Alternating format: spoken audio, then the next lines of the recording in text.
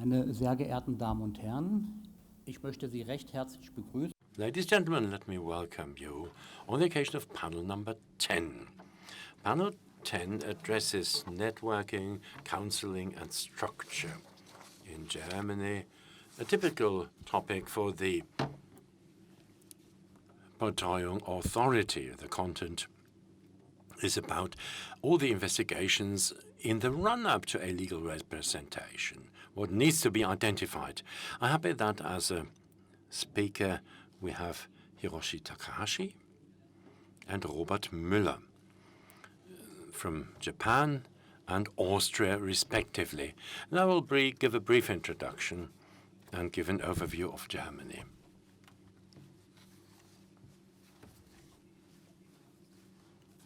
Basically, as speakers, we've agreed that Robert Müller follows my presentation. We'll have a brief round of questions because Austria and Germany are pretty close, and subsequently Mr. Takahashi will present, and he will include some of the questions asked. That'll be 35 minutes, his part, so that you will have plenty of time to ask questions thereafter.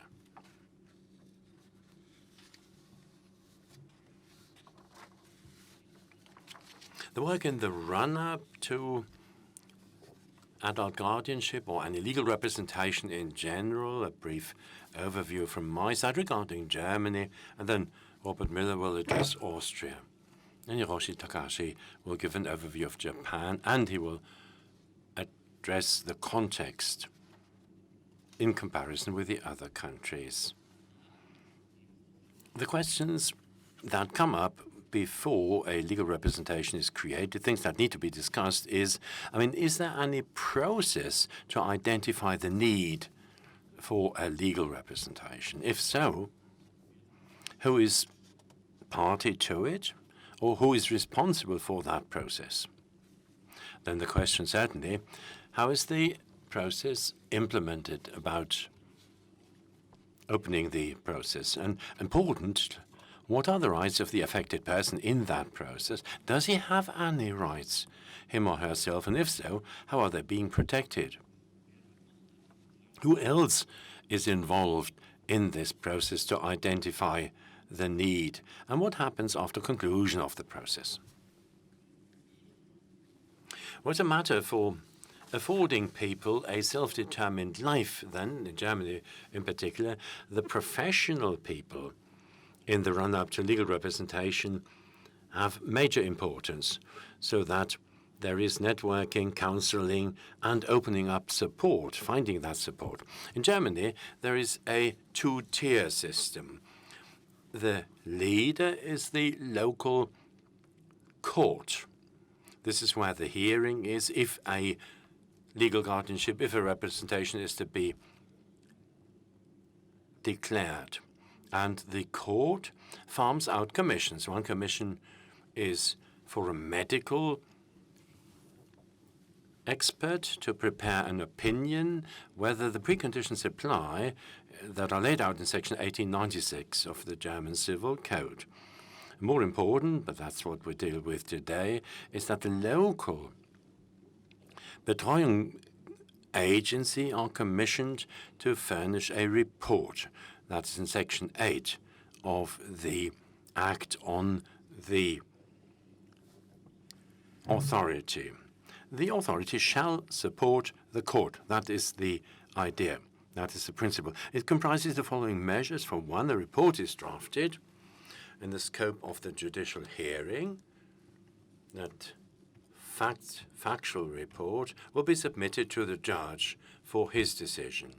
If legal representation is imposed, or if other facts are found, say if there is a living will, or if there are other aids and supports that will not mean that legal representation becomes necessary.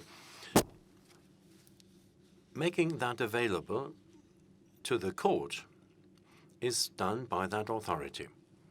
And the government, rather the authority, will find out if there are suitable people to take over the job of legal representative in the family amongst the person concerned, the agency will look out what concretely needs to be ruled upon, where is a need, a necessity, or is there a living will? Maybe something like that has been submitted before. Are there other means of assistance? If that's ruled out, they check who from among the family would be willing and able to perform the function of legal representative, i.e., the authority suggests to the court, where necessary, this or that relative might become the legal representative, or if there are no suitable person from the friends and family is around, or there's no volunteer who would do it, then the question is who can professionally be tasked with running that Betreuung? What is the scope to be?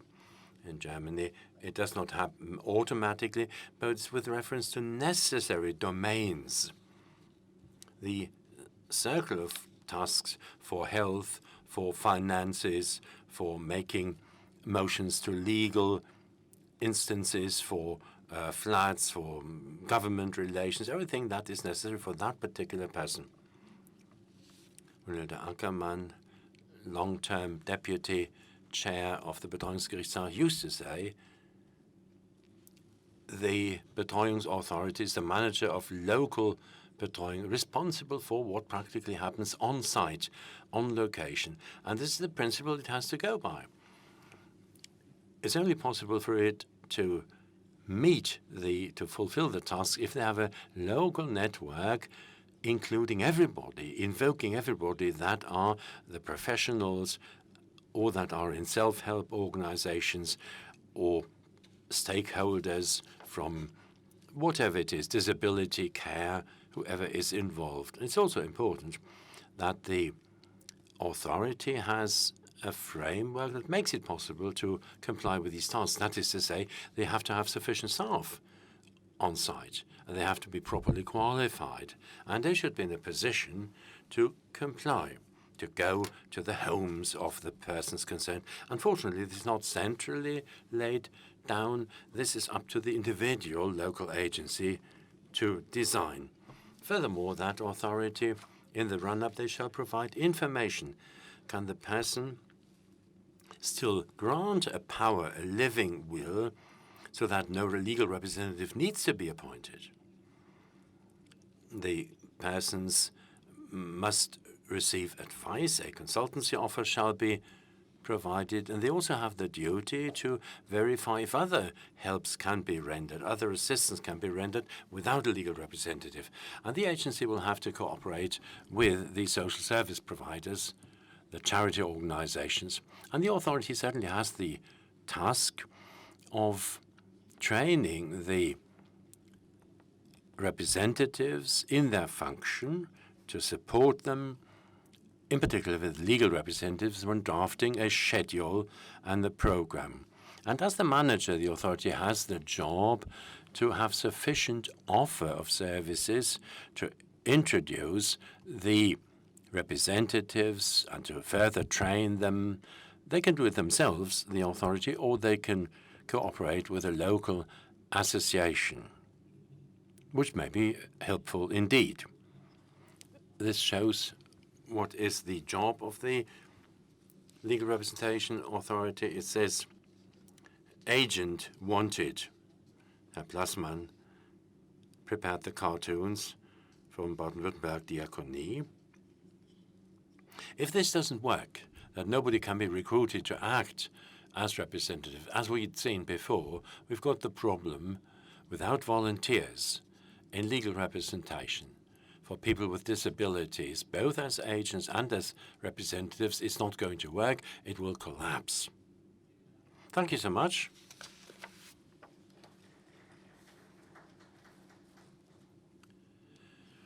Let me pass over to Robert Müller. He will address the process in Austria.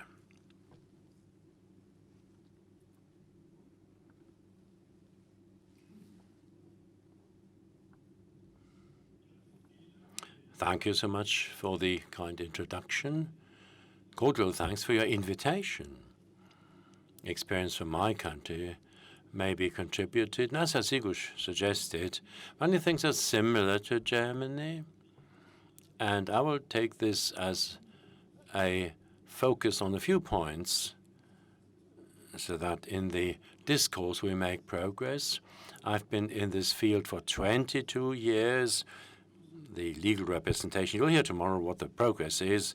There's still the Sachwalterschaft, is still the legal guardianship, adult guardianship term. Over the past 2 or 3 years, I would think, have led me to the conviction that it's only support that secures self-determination. Support in the sense of person-centered assistance which we render. Although myself, I come from professional care, I have gained the conviction that deputy or representative concepts, even if they're fine-tuned, are only the last resort to prevent drawbacks. In panel 2, we gained some insight into it. We discussed it. I don't want to roll that out again, but that much only, of course. The representation, the deputy aspect includes support measures, all right, that are rooted in it, but still that goes 2 steps back, I think, where across many countries we'll have consensus. It must be a matter of avoiding deputy action or representation. The associations have a second leg to stand on. On the one hand, we do deputy and representation. On the other side, we work towards our own abolition, so we become superfluous. Secondly, we also work to avoid such representation. When I say support, I mean support against the term representation, support as an aspect, not as an internal aspect of representation, so against it. The idea, support instead of representation, is not new at all. We've had adult guardianship for 32 years, since 1982, and it had been shaped by that same principle, subsidiarity principle, necessity. It's all the same idea, but yet over the 32 years, the number of agencies has increased over all reforms. In the past 10 years, it has doubled. Over the entire time since 1984, it has quadrupled even. And I keep wondering, of course, why is that so? What about that principle, that strict subsidiarity principle? How can that happen with court rulings? Strict subsidiarity principle, or most strict or strictest subsidiarity principle. I mean, that is the wettest water, you know, that kind of thing. It is the last option, the very, very last opportunity. It's pretty clear. If it didn't work before, if there was nothing before, then the last one is the very last one, and this is the first option. Again, I'll come to the conclusion, subsidiarity principle in itself alone is insufficient. Why are the numbers rising? There are a number of aspects. If you look at the development of the social structures, that's our central topic, you find that time-tested support structures are declining. The follow-up social work for adults in particular, small wonder if it is caught up, so to speak, if it's found through the deputy representation. What am I interested in? When does the court rule that there shall be no representation because there are other types of support? When will the court rule this way? If you look at the jurisdiction, those 2 central aspects that I pick up, you find that the demands are pretty high. The requirements is that the other form of support must actually be available. And secondly, it must be accepted by the person in question. This is to say, at the same time, the court establishes the is-as-is status for its decision. And not even that is very conscientious. But an understanding that they could shape these 2 factors does not prevail. That is to say, for a reliable availability of a possible support, ensuring that, or making efforts that the person concerned accepts the need for support and does accept the support, not just to say, well, but to make a change. Subsidiarity principle, if it wasn't cynical, is nice enough, all right, but it doesn't yield much progress. That is my resume, my summary. We have a structural problem on top. So we have a court that decides about the admissibility of representation. On the other hand, we have government agencies who rule on social benefits, social payments that are paid or not paid. In between is a structural rift, which in my country becomes even deeper, because the courts are federal competition, and the social structures are in the responsibility of the Länder, of the provinces. So what is clearing? Similar to in Germany, identifying the facts of the case. Since the past reform, 2006, we've had clearing. It's interesting to see in our country, it's not a government job. It's done by the associations of representatives. And within the persons, it's a structural link of sorts. You have to have at least 2 years as a professional representative to be admitted to clearing, to launch clearing processes. Clearing represents highly the idea of the UNCRPD, that is access to people as self-determined subjects. That is important, to access this way, and representation to be avoided where possible.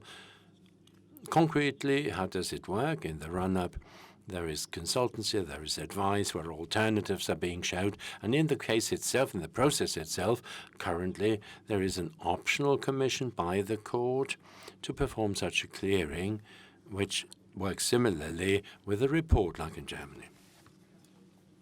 All that you may well imagine, we go into the living situation of the persons concerned. We talk with everybody involved. We look at it, what we see. And rather, in my view, is it about the positive side effect of clearing? You know, clearing itself is nothing but mirroring on behalf of the court what we see. The positive side effect is, say, we walk into that situation, we try to change something about it. We're confronted with questions, we're confronted with concerns, but we can also obtain and get across information that we have. We can see there are problems that haven't been solved yet, but which maybe, with a certain effort, could in the foreseeable future become solvable. This is to say,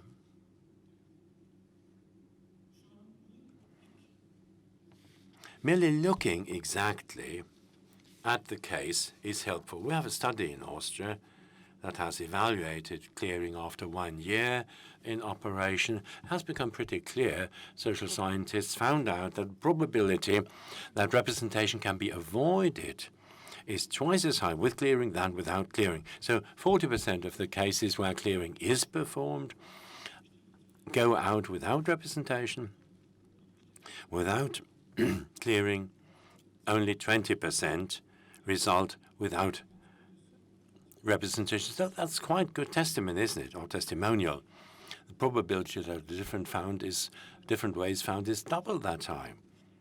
For the first time, we have ceased the rising number of representations that become flatter only through the continuous effort and by preparing the situation for the courts. And so forth, it's a minor benefit, I agree, of my fellow countrymen. The reform will be presented tomorrow morning by my fellow countrymen, but they plan clearing as a mandatory step. Still, it has remained incomplete. That takes me back to the beginning. We have 2 criteria. One, is there support? And secondly, does the person concerned accept in clearing is nothing but we have very clear focus to mirror what we see, and the other is a side effect. It's interesting to see after 30 years of that right existing, in 2014, we for the first time took the step to willfully influence the two factors in a minute scope in a pilot project, which is called Clearing Plus. Plus, what's the plus like?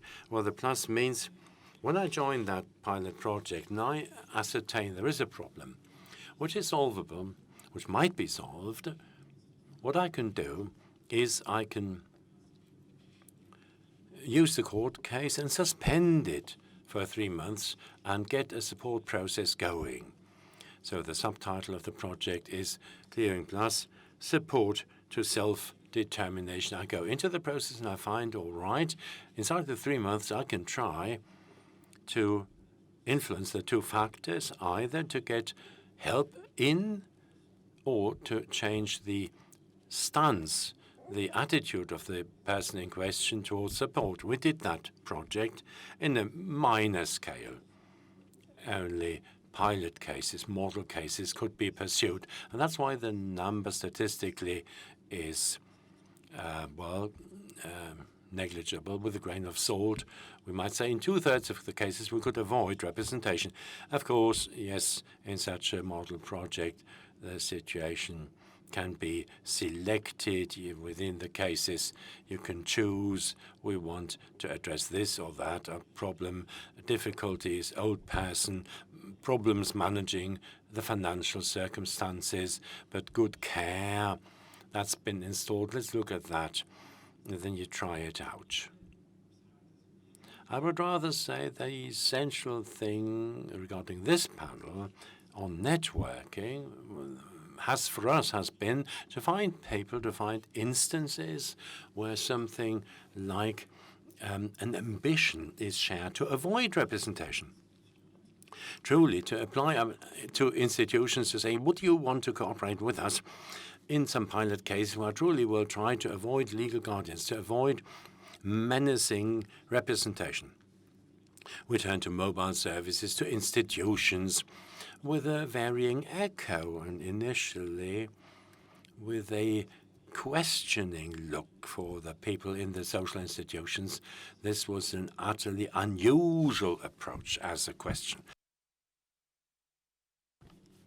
I'd like to pick out one of the cooperative forms. I found this was the most successful. This was the debtors consultancy. The Vienna debtors consultancy had a very mature model of a managed account. That's pretty simple. This was banking software with one partner bank that they set up. There's two accounts, a central account that all the money goes into, the receipts, and where the fixed expenses are taken from, are withdrawn, and one account, a sub-account, that's freely available, that is being monitored. And there is an information agent, a person that has access to the central account, and the debtors management offers closely knit information, also where it works fine. If all the receipts come in, if all the overheads can be deducted and direct debiting occurs, if there's any inconsistency, there's information to the responsible person that can try and sort it out in a good coordination with the person concerned. We use that model on a small scale only, but I feel that it is a model to avoid legal representation or adult guardianship. It's a meaningful approach to use the financial matters of the person. You know, this is a case where often a representative needs to be appointed in other cases. Let me conclude. The final step is still outstanding, and it will be tedious. We've got two criteria. Is support available? Is it being accepted by the person concerned? And you know, so far, this might appeal all in all, it's hardly been possible to make it plain to the government agencies and to the Länder, the federal Länder, who are in charge of social welfare, to get across to them that Article 12 is a central matter to them. And if we see this as communicating tubes, the representation is necessary where no other form of support is available or is sufficient. Then the one has to be heeded in the other. That is to say, what we do actually is nothing but a structural rift through the structure, a crack to be bridged in individual cases. It will remain quite an effort unless we succeed to get it both together at some point. The question that drives me around in my state of Austria, what options are there? This is what I'd like to conclude with, to have overall state responsibility, to claim that responsibility within the scope of Article 12, which both includes the decision on representation and the social support, and unites it all, and will judge only both in context. Any model case where I can manage that a certain support makes it possible to avoid representation defines what is possible. From then on, only it's a structural and budgetary responsibility to actually offer that possible support in all the other cases where it would work and where it would be made available and used. Thank you so much. Ja, vielen Dank erstmal, Herr. Thank you, Mr. Müller, for your presentation, and we would like to give you the opportunity now to ask any questions before we move on to our next presentation. If you could just wait for the microphone, please, and please introduce yourselves quickly. I'm Tobias Fröschle. I'm a professor for family law. I really liked how you presented the theory. The Betreuungsauthority only has a figurative position. In German social legislation provides a certain structure in which allows that a person with severe mental disabilities is able to enforce rights to social benefits. But that's the theory. In practice, it doesn't work because the social authorities sometimes just don't do their job. And now, according to Article 4 of the Law of Betreuung, the municipality in which the authority is located is supposed to make the resources available, so less and less guardianship is needed, with the purpose of basically shifting the opportunity, the responsibility and the work to other social services. And in the end, this is supposed to save money. And of course, this is not a very attractive offer for any municipality. And I was just going to put this to you. I don't have a solution to that either. That is definitely one of the structural flaws within legislation on Betreuung. However, there are quite a few municipalities that do give their Betreuungsauthorities the resources so they can do their job. But you are right, this does not happen all over the place.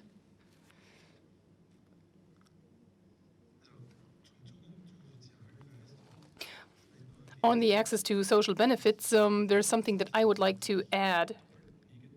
What we've been observing is that this has a doubly negative effect on legal representatives. If there is no court-appointed legal representative for a person in need, then they might end up needing something that is even more expensive. I once had the exceptional idea of maybe shifting the resources within certain districts of the city, because we've made the observation that some offers in social work are being reduced, which is what we hear from hospitals, for example. Sometimes people get to go home, but knowing full well that there is nobody home to take care of these people, but obviously nobody feels in charge, not even by Article 12. Julia Zinsmeister, I'm in Cologne. And I have a question for Mr. Müller, too. You were talking about the account, that supervised account. I think that is something that really points the way towards the future. So there's somebody who is entitled to information of all goings on the account and supervision. Is that right? So what will happen when they find that there is something fishy going on? What is really the job of that person with the entitled person? Well, that depends very much on the kind of power of attorney that the conservatee gives to the attorney. And we've tried different situations. In one situation, it was somebody in charge of an authority. In another case, it was a private person. In principle, we just strive to make sure that there is a current flow of information, that is. So if there is something wrong, the situation can be resolved without too much stress. I'm not saying that this was possible in every case, but there is a broad range of different reactions.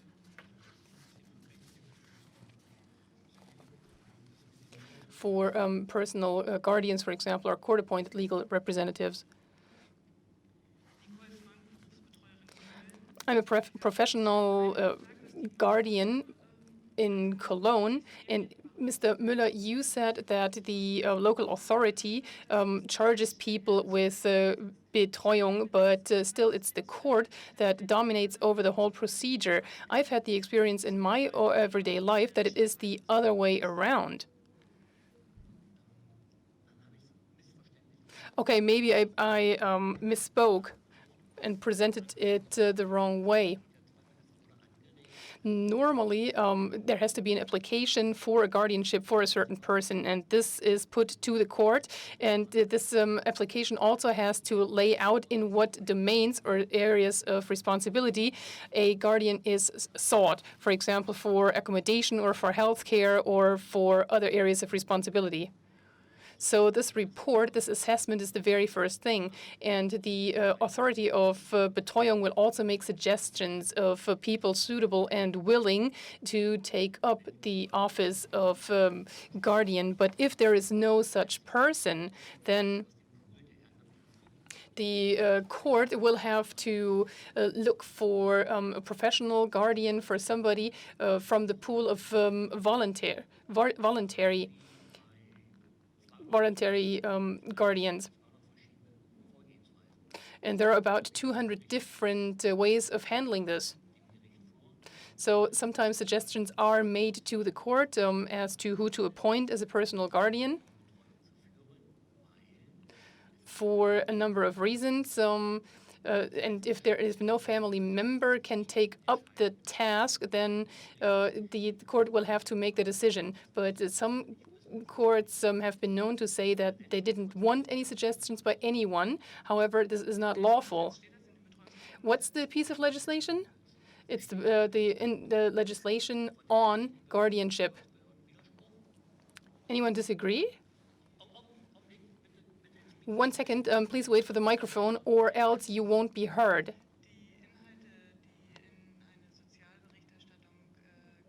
What goes into a report on a social situation is something that is always subjected to change, and it was lastly changed with a new revision back in 2014.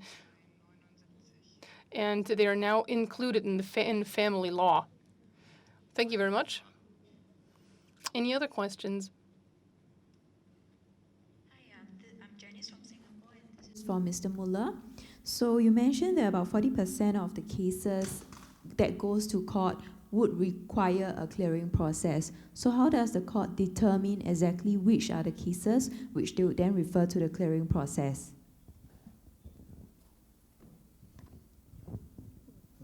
Ich weiß nicht, ob ich Ihre Frage richtig verstanden habe. I'm not sure if I got your question right.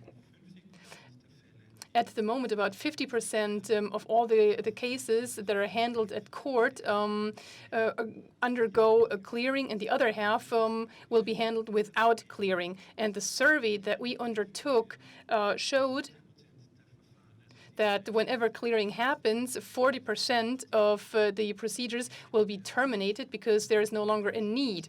But there are other consequences. There are no other consequences in the individual case because a court does not have the obligation to introduce clearing. But that is one of the essential points in the reformation that we're about to initiate.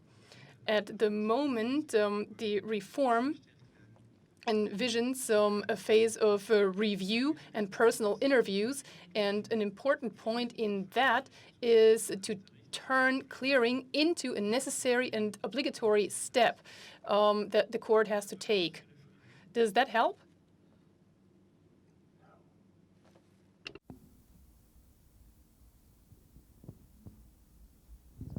Daniel Ko from Singapore. Just a question for Mr. Takahashi. Given the falling birth rate in Japan and the fact that there are not enough guardians related to the person who lack capacity, what is the position in Japan in relation to professional deputies?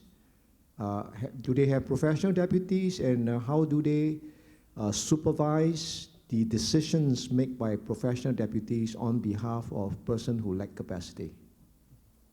Thank you. Okay, I'll give you the answer in my presentation. Okay.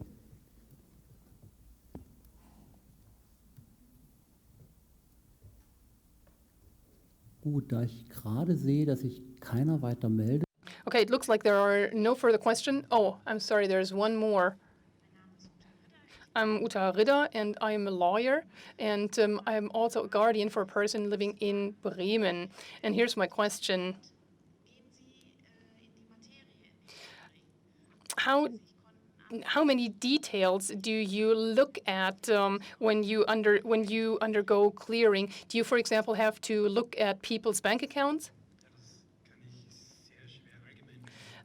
It's really hard to give a general answer to that. Of course, the most important thing is to be in personal touch with the affected person and look at their social environment. And of course, they have all kinds of contacts from which we can derive a certain information. Some people can help us a great deal, and some other contacts can't. And the next step will be people from the greater social environment. Since you mentioned the bank account,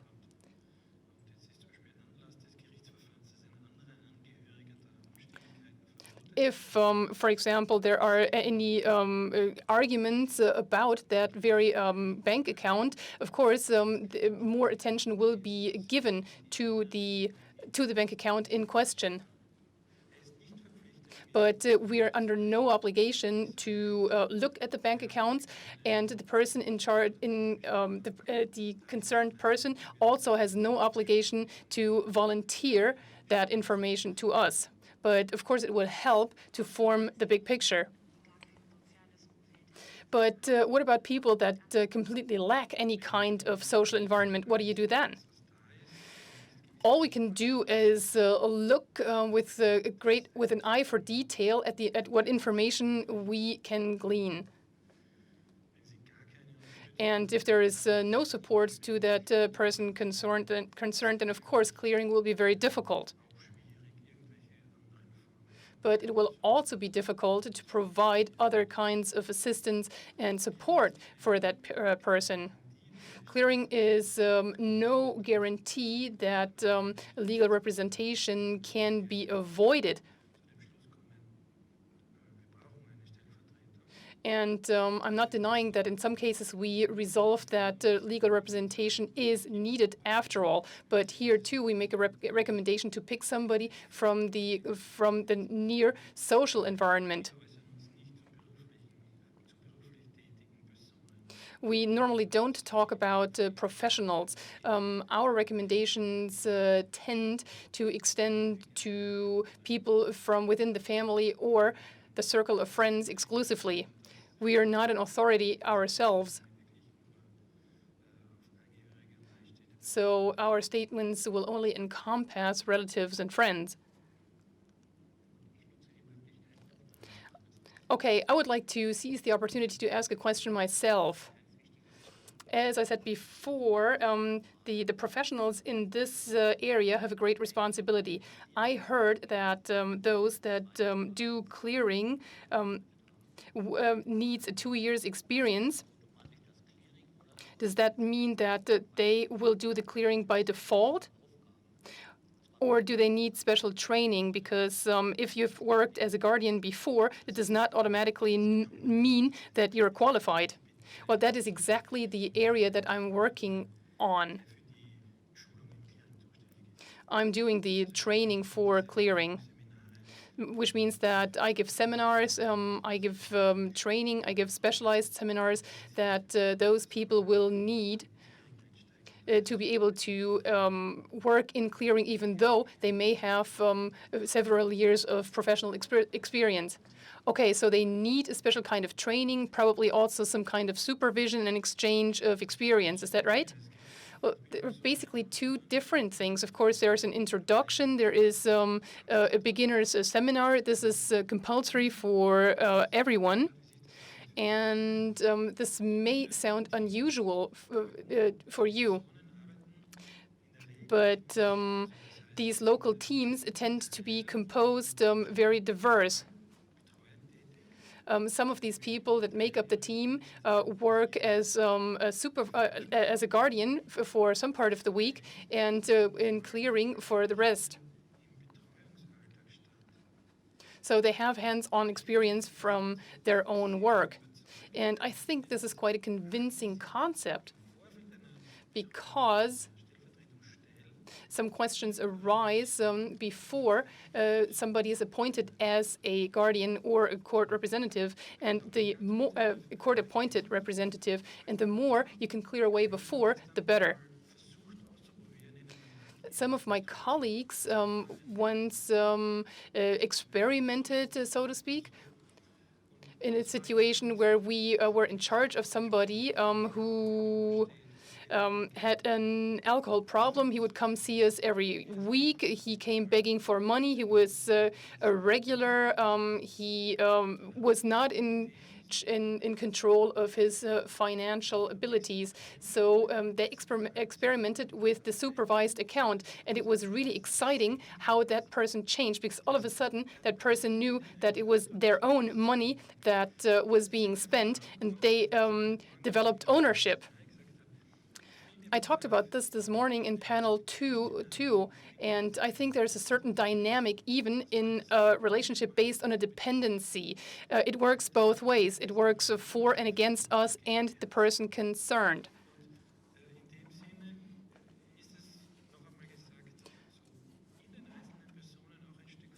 So I believe that these people basically wear two hats because they work in two different walks of life. So there do not seem to be any more questions, and myself, I don't have any more either. So I would like to ask Mr. Takahashi for his presentation.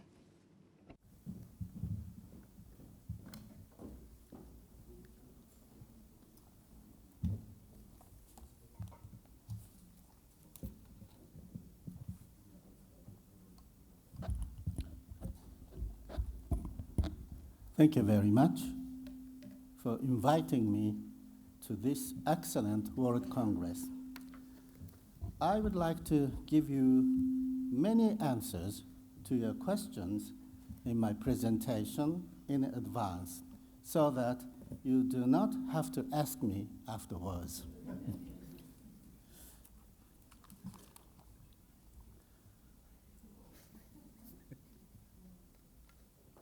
Japan has an aging population. Those aged 65 or older comprised the 26% of the total population, while the 74% comprised the younger population. This population of aging population is larger than any country in the world. with the rise of the aging population comes the need for adult guardianship.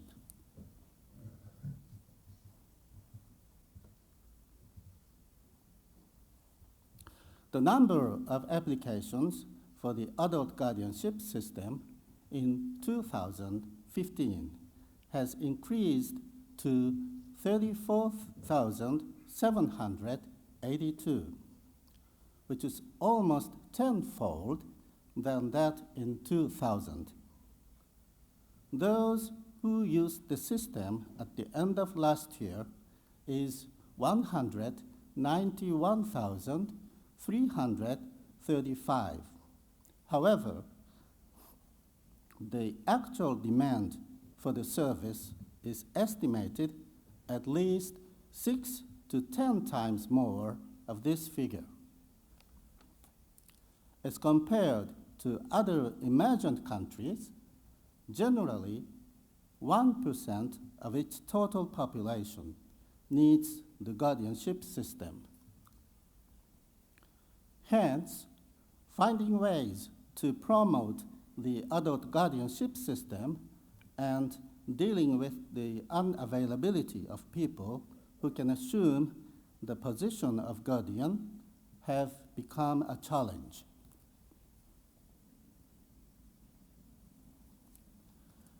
In Japan, we have no government-established organization concerning adult guardianship. Legal experts consisting of solicitors or shihou shoshi voluntarily established a private organization. Approximately 7,600 out of 22,000 solicitors organized the Legal Support Adult Guardian Center. The goal is to have a network of experts to provide awareness and educate people of the availability of the system of guardianship.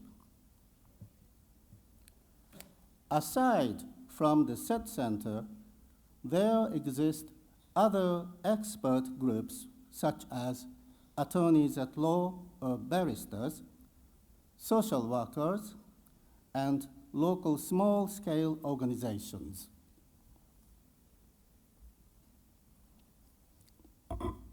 To deal with the unavailability of people who can assume the position of adult guardian, Japan passed a law directing all local governments to exert efforts to educate local citizens about the adult guardianship system so that they may be able to assume the position of a guardian when need be. To promote citizen guardianship, the Japanese government selected a model city. Let me show you an example of a model city. For this project, they selected Hanno City, where I'm living.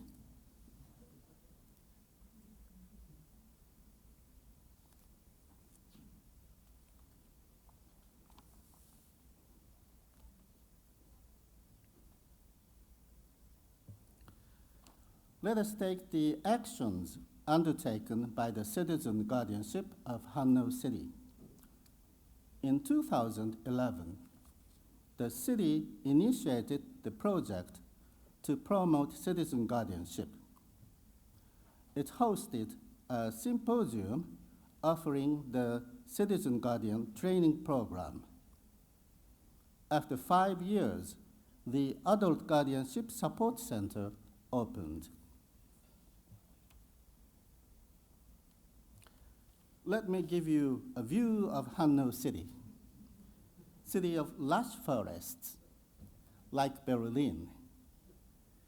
It is aptly called lush city literally because you could find the spirit of the forest, dappled with mossy greens and soft with the shimmer of luster. Moreover, it is also called lush because of the city's luxuriant growth in terms of economy and the city as a whole. In fact, the Moomin of Finland shall be opening in this city next year. It is the first Moomin theme park to open outside Finland. Ladies and gentlemen, Japan has aging population. Along with the aging population on the rise is the low birth rate. As the birth rate is substantially declining in Japan, the wards are having difficulty to ask support from their relatives.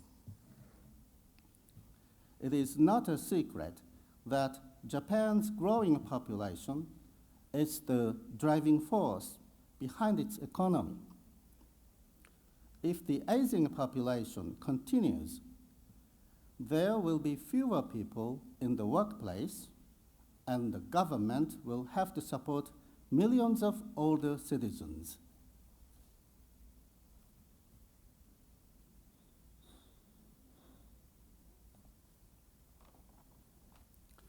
Let me show you a graph of the Hannu city population.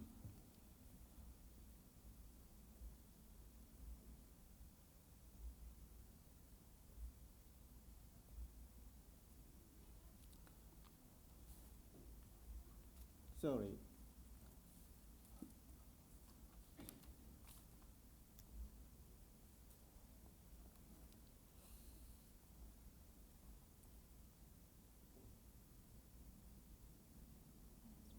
No, this one.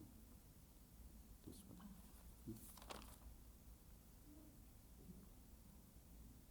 Mm-hmm. Now, PC lacks mental capacity. Just a moment, please.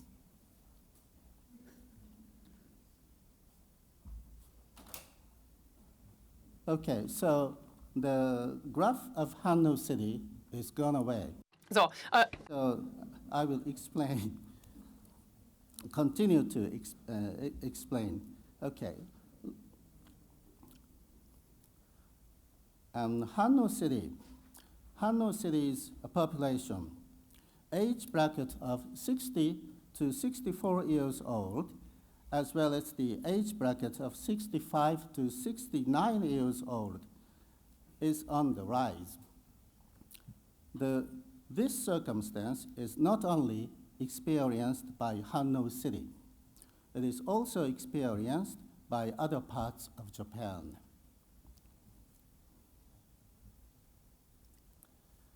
Consequently, efforts have been made toward educating adult guardianship awareness so that people can receive support from the whole local community in lieu of support from their relatives.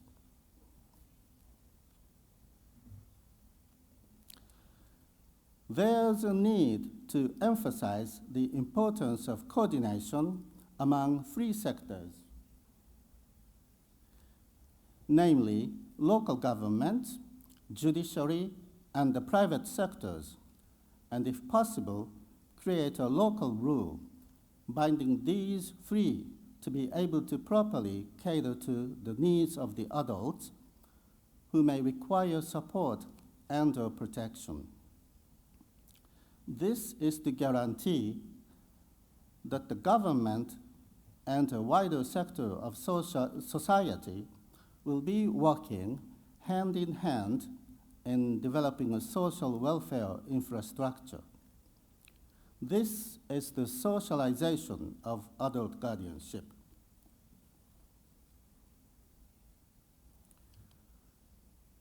When the legal guardianship system started in 2000, 90.9% appointed as guardians were relatives of the wards.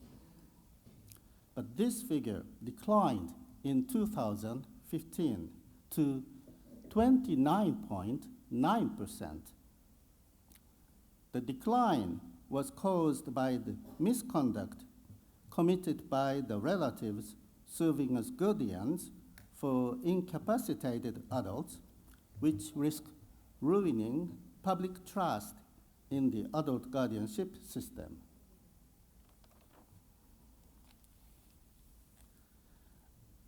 As a preventive measure against embezzlement, the courts have utilized two mechanisms, namely multiple guardianship system and guardianship support trust. In multiple guardianship system, a relative and a legal expert is jointly appointed by the court as guardians. The reasons behind the multiple appointment of guardian are as follows. A, the relative is in the best position to cater for the personal affairs and health care of the ward. B, the legal expert to supervise the relative and to assess the property of the ward and cash flow. Generally, the court uses the multiple guardianship system in conjunction with the guardianship support trust. In such case, the legal expert assesses the property of the ward if it can fall under the purview of the guardianship support trust. This is to ensure that the ward has enough available cash to sustain his cost of living. The legal expert will then submit his assessment report to the court. If the court deems that guardianship support system is suitable for the ward, it shall now order the legal expert to make a contract between the ward and the trust bank, after which the court shall revoke the appointment of the legal expert as a guardian. The ward will now then be assisted through the guardianship support trust with his relative as the only guardian. On the other hand, guardianship support trust is a kind of supervised account developed by trust banks with the court's approval. With this kind of mechanism, the guardian can only get money needed by the wards upon the court's approval.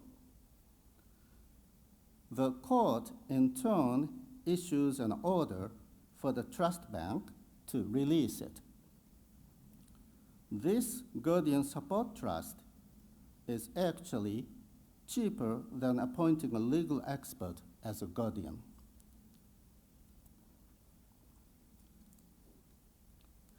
In dealing with the facilitation of adults who may require support and protection, there's a need to stress out the importance of exhaustion of all the available alternative mechanisms before giving them any legal representation.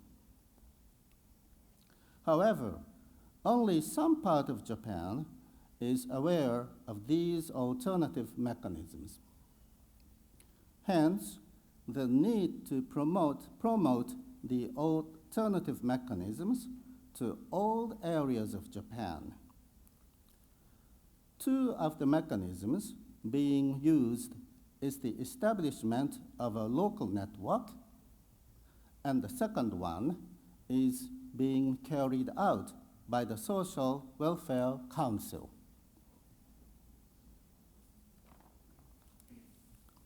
As mentioned, one of the mechanisms available is established of local networks. These local networks activities are essential to assess the adults who may require support and protection before giving them any legal representation. The following are the activities that a local network may undertake. A, establishment of welfare offices by the local government throughout the country. Appointment of local welfare commissioners. And C, decision-making support service provided by welfare specialists who can either be a social worker, a care manager, and a public health nurse. Establishment of local networks throughout the country is of primary importance since this gives the adults who may require support and protection. A, easier immediate access. B, immediate help or support could be given. C, assessment of adults who are deserving can be easily identified within the neighborhood. This shall prevent deceit perpetuated by those pretending to need support and by those who want to take advantage of the legal guardianship system.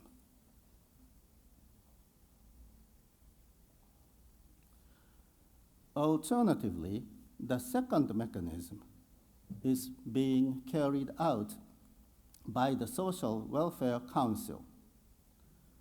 One of the aims of this council is to support people who have insufficient mental and/or capacity to make decisions for themselves. The council acts as a safekeeper of all the documents pertaining to the ward, including but not limited to the following: land certificate of titles, passbook accounts, or any other important documents.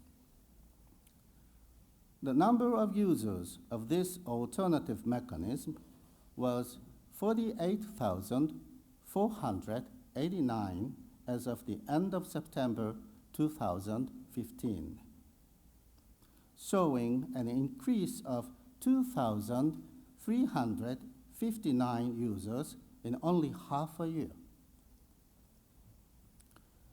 This figure is 24 times higher compared in 2000 when the system was first introduced. But this statistics is not enough.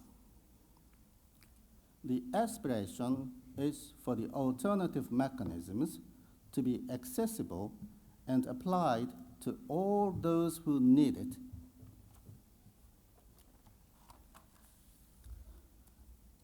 In Japan, the Ministry of Health, Labor, and Welfare is proposing what a supported decision-making is.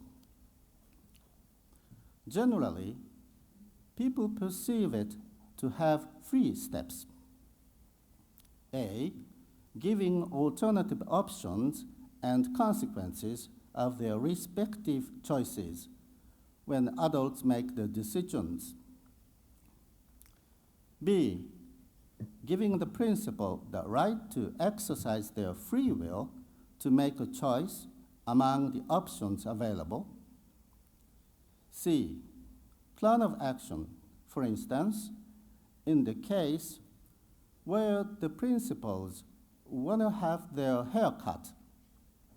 Options are provided to them whether they cut their hair by themselves, have their hair cut by their family, or have their hair cut at a hair salon.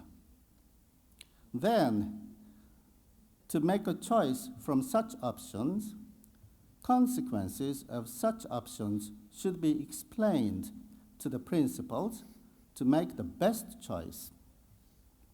If they cut their hair by themselves, or they have their hair cut by their family, services are free of charge, but they may feel disappointed with their hairstyle. If they want to use your hair salon, they must go there and pay money. But they are likely to be satisfied with their hairstyle.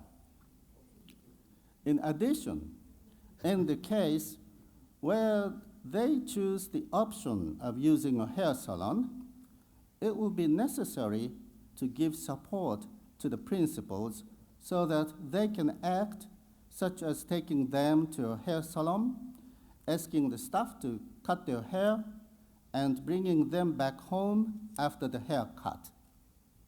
Hence, there are three essential elements in a supported decision-making, namely forming, expressing, and realizing decisions.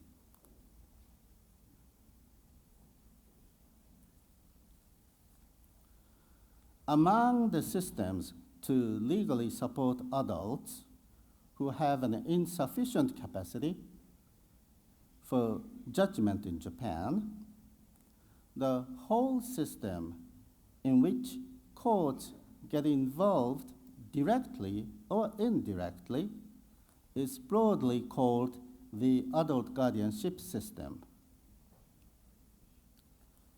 The adult guardianship system has two kinds. First one is voluntary guardianship, and the second one is statutory guardianship. Voluntary guardianship is done utilizing a continuing power of attorney based on a conditional agreement among the parties wherein the court appoints a supervisor upon the happening of the condition. Statutory guardianship, on the other hand, is judicially executed wherein the court appoints a guardian. Statutory guardianship is further subdivided into three, depending on the degree of the mental capacity of the principal or ward to make judgment. One, advisorship, wherein the principal or ward has weak mental ability to make decisions. Two, curatorship, wherein the principal or ward has a very weak mental ability to make decisions. And the last one, three, comprehensive guardianship, wherein the principal or ward totally loses his or her cognitive impairment.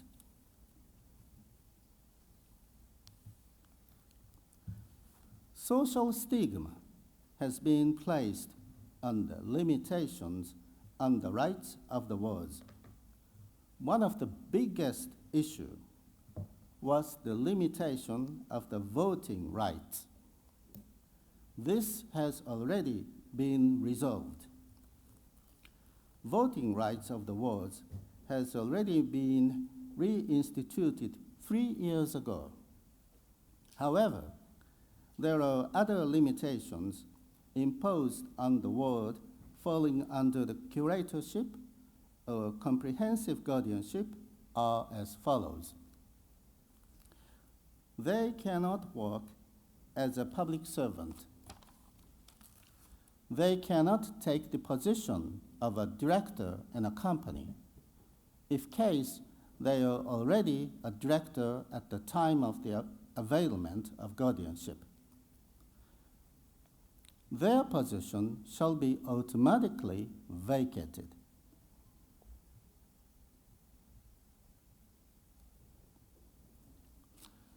On May 13, 2016, the Act on Promotion of Use of the Adult Guardianship System was enacted, aiming to realize the philosophy of the Yokohama Declaration. The Act is intended to make a review of the current application of the system that tends to be biased toward the use of comprehensive guardianship and to promote the use of voluntary guardianship and advisorship and curatorship. It is hoped that there will be further studies to be conducted to determine the best interest of the principal or ward. As cited in the message of the president of the organizing committee of this conference website, the right to equal recognition before the law is a key requisite for persons to be able to exercise their rights and freedoms on an equal basis with others. However, persons with an illness or a disability are still often restricted in exercising their legal capacity, or may even be deprived of their legal capacity completely because of their illness or disability. This stigma is sought to be resolved. Article 12 UNCOPD provides that state parties shall take appropriate measures to provide access by persons with disabilities to the support they may require in exercising their legal capacity.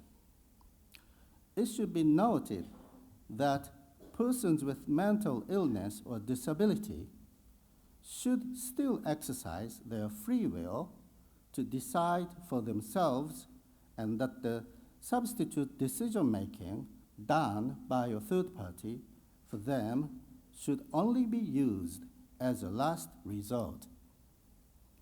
Hence, supported decision-making should always be favored. Consequently, there's a need to concretely define the word support as mentioned in Article 12 UNCOPD.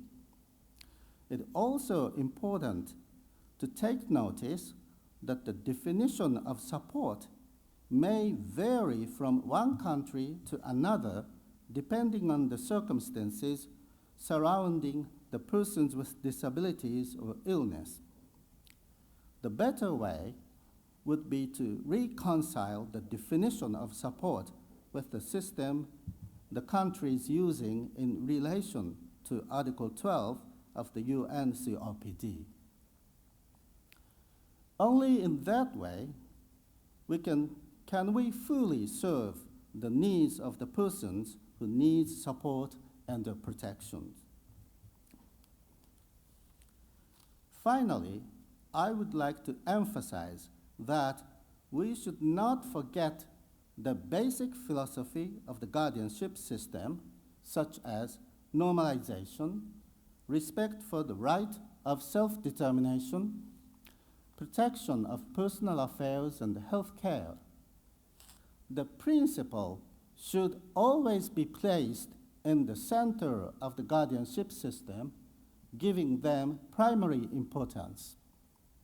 After all, the purpose of the guardianship system is for their interest, and it is a moral and social obligation to serve for their interest and their social well-being as a whole. Thank you for attention.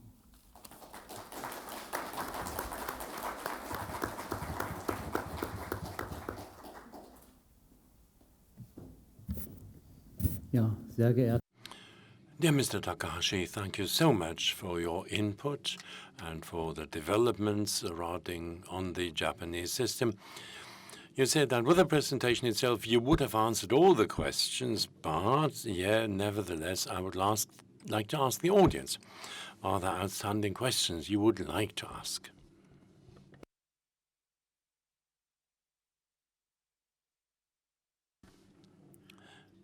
Utarita, a lawyer and guardian from Bremen.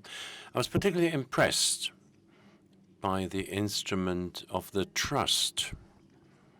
The way I imagine this, is it that the wards give their assets to the trust, and this mixes with a whole lot of other assets? But they keep accounts over their share so that the principals or the persons concerned or their heirs can draw money from it. How does it actually work, that trust?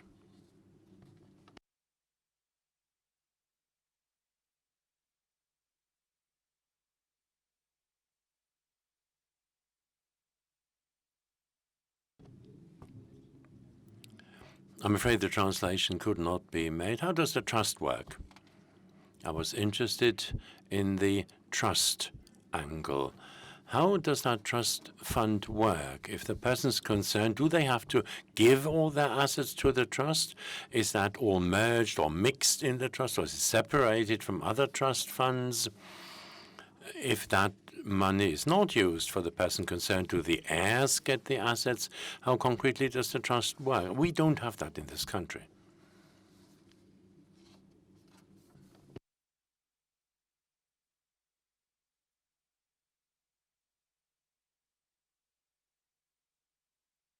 Good question, thank you. Trust bank keeps their deposit divided or depending on the individuals. So classify their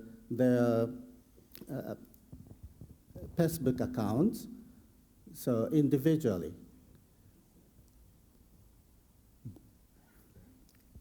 Yes, so it's the very safety system, yes. At least the court said so.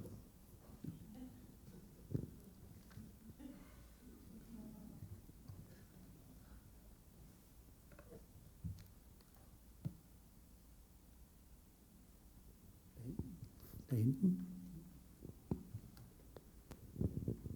Mein Name ist Birgit Holtermann, ich bin Rechtspflegerin. Wir haben hier in Deutschland das Problem, dass durch die Vorsorgevollmachten die Möglichkeit der Kontrolle entfällt. Jetzt habe ich Ihrem Vortrag gerade in einem Nebensatz entnommen oder glaube es entnommen zu haben, dass bei Ihren Powers of Attorney ein Supervisor bestellt wird beim Gericht. Ist das korrekt?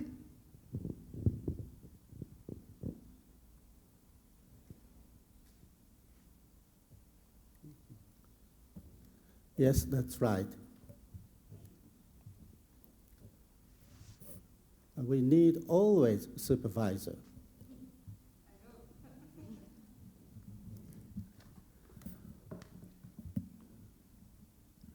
Gut, also so ganz die Ausführung, dass es so ein ähnliches System.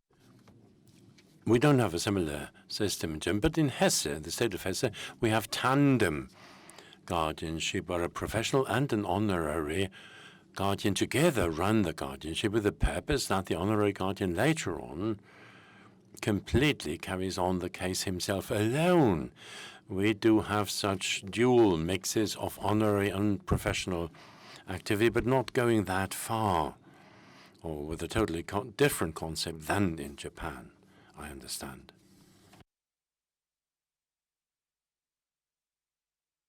Are there further questions? Thank you, Mr. Takashi. So with your presentation, you have answered virtually everything.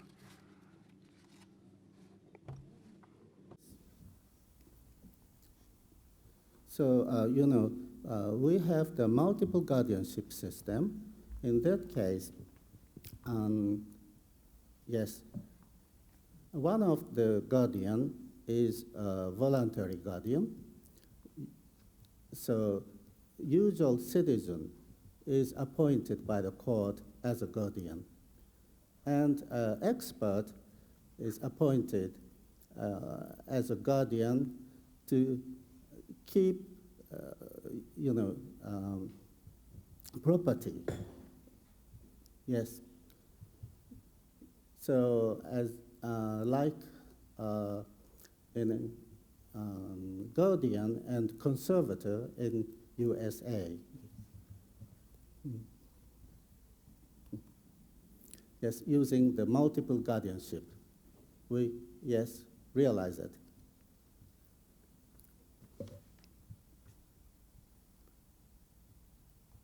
Gut, vielen Dank. Right, thank you so much. In view of the time, I have the opportunity to round off. Mr. Takahashi, Mr. Miller, any words to round off?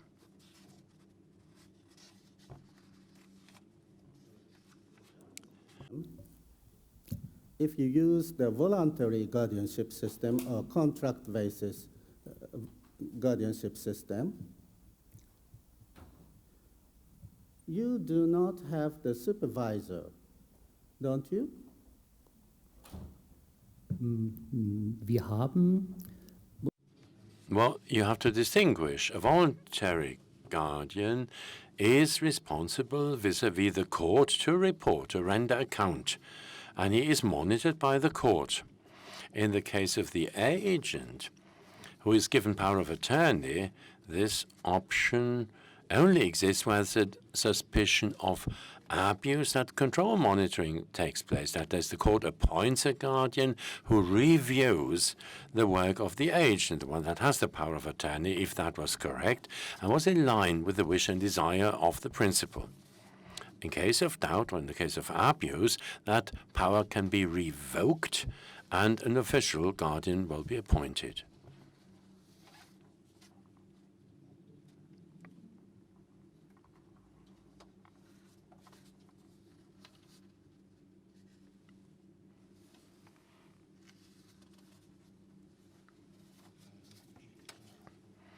I think, Mr. Sigush, you responded very formally about the legal provision, which, however, in many court cases has nothing to do with the practiced reality. Mr. Takahashi is right that in Germany the honorary guardians are exempt from reporting duties largely. They dodge such control. They can be exempt from such control.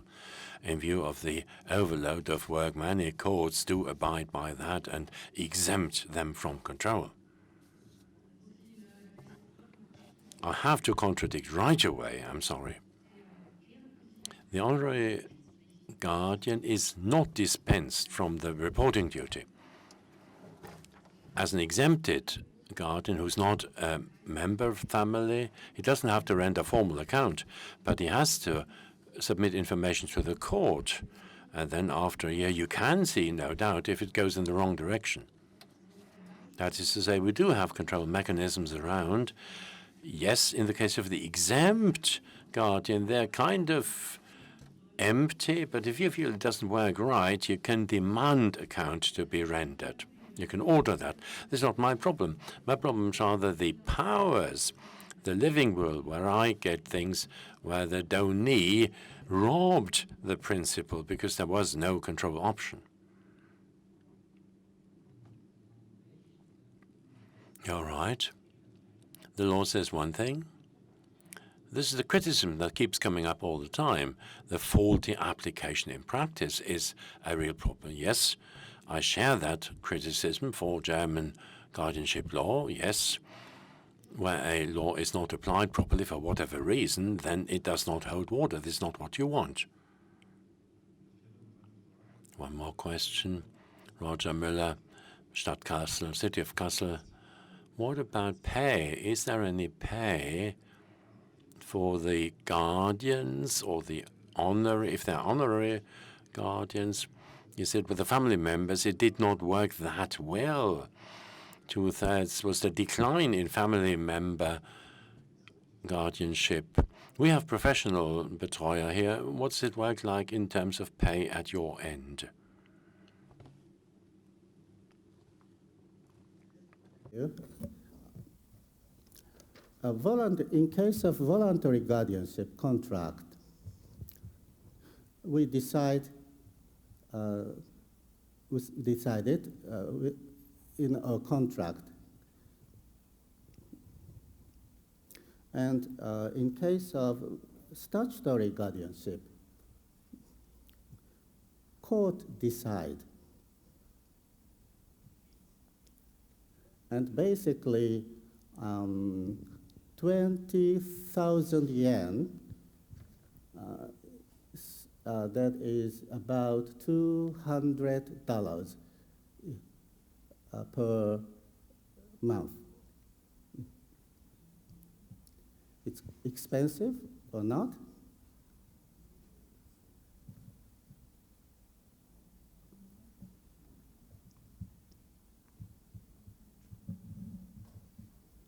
Gut, dann möchte ich mich bei Ihnen als Publikum. Thank you so much. Thank you to the audience for the most interesting questions put forward.